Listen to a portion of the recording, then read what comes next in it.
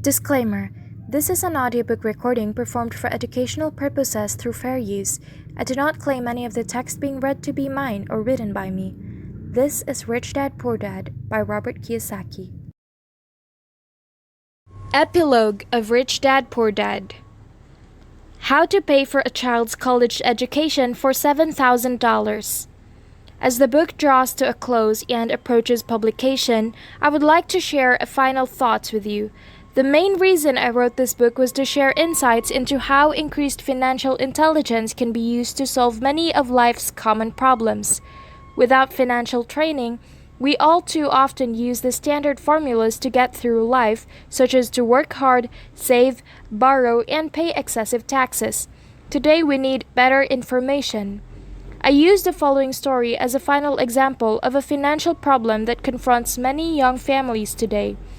How do you afford a good education for your children and provide for your retirement? It is an example of using financial intelligence instead of hard work to achieve the same goal. A friend of mine was gripping one day about how hard it was to save money for his 4 children's college education. He was putting $300 away in a mutual fund each month, and so far accumulated about $12,000. He estimated he needed $400,000 to get 4 children through college. He had 12 years to save for it, since his oldest son was then 6 years of age. The year was 1991, and the real estate market in Phoenix was terrible. People were giving houses away. I suggested to my classmate that he buy a house with some of the money in his mutual fund. The idea intrigued him, and we began to discuss the possibility.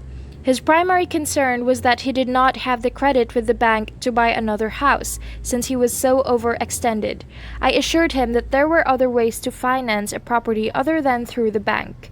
We looked for a house for 2 weeks, a house that would fit all the criteria we were looking for. There were a lot to choose from, so the shipping was kind of fun. Finally, we found a 3-bedroom, 2-bath home in a prime neighborhood.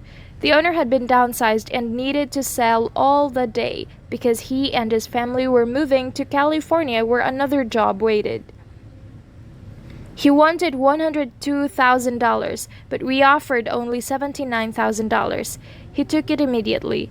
The home had on it what is called a non-qualifying loan, which means even a bum without a job could buy it without a banker's approval. The owner owed $72,000, so all my friends had to come up with $7,000, the difference in price between what was owed and what is sold for.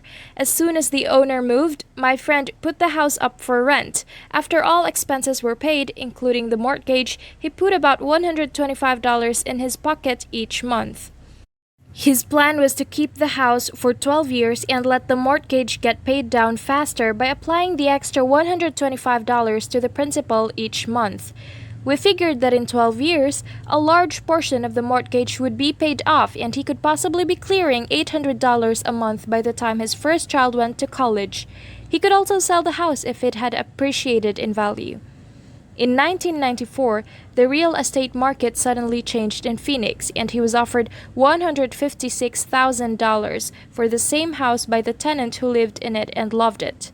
Again, he asked me what I thought, and I naturally said sell on a 1031 tax-deferred exchange.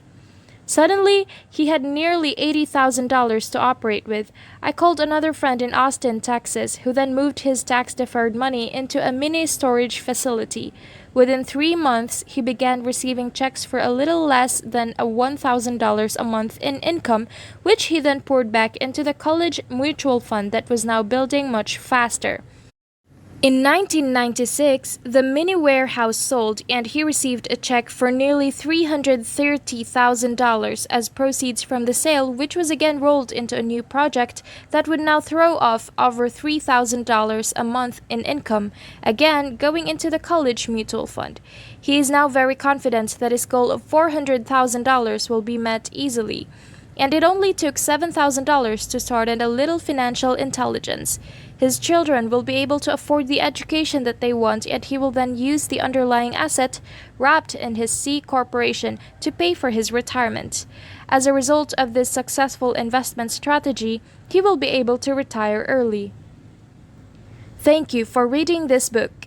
I hope it has provided some insights into utilizing the power of money to work for you.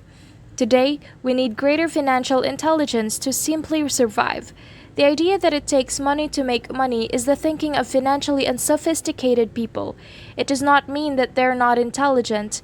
They have simply not learned the science of making money. Money is only an idea.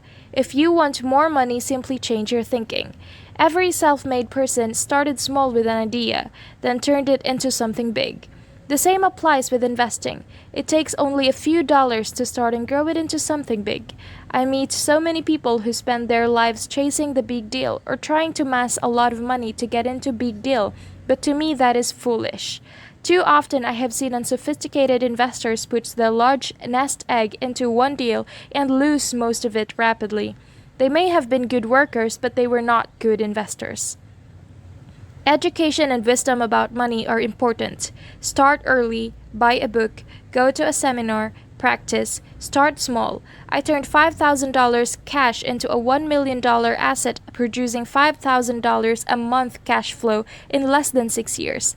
But I started learning as a kid. I encourage you to learn because it's not that hard. In fact, it's kind of easy once you get the hang of it.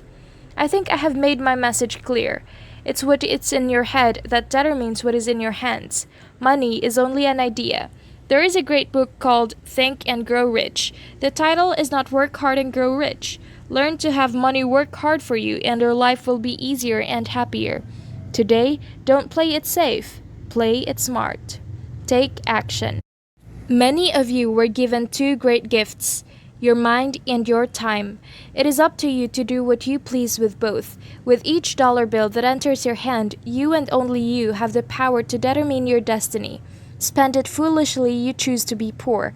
Spend it on liabilities, you join the middle class. Invest it in your mind and learn how to acquire assets, and you will be choosing wealth as your goal and your future. The choice is yours and only yours. Every day with every dollar, you decide to be rich, poor, or middle class. Choose to share this knowledge with your children, and you choose to prepare them for the world that awaits.